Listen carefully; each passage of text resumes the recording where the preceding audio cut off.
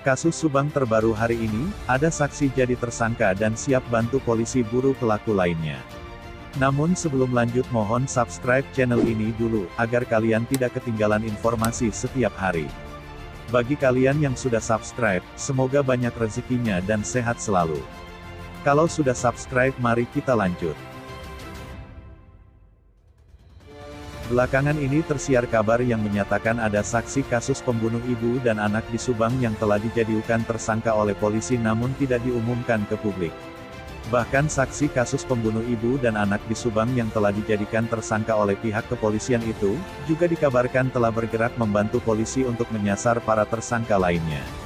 Kabar adanya saksi kasus pembunuh ibu dan anak di Subang yang telah dijadikan tersangka berawal dari pernyataan Denny Darko di kanal YouTube Denny Darko yang tayang pada Minggu tanggal 12 Desember tahun 2021.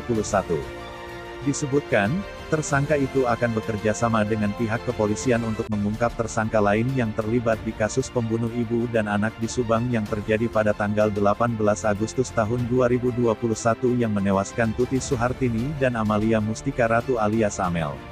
Apakah yang dimaksud ada tersangka kasus pembunuh ibu dan anak di Subang yang sudah ditangkap polisi itu adalah sosok saksi yang tidak pulang setelah menjalani pemeriksaan terdahulu?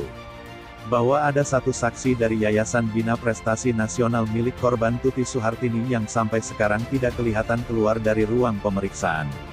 Memang tidak bisa menebak apakah saat ini saksi yang tidak pulang itu ada di Mapolres Subang atau di Mapolda Jabar di Bandung.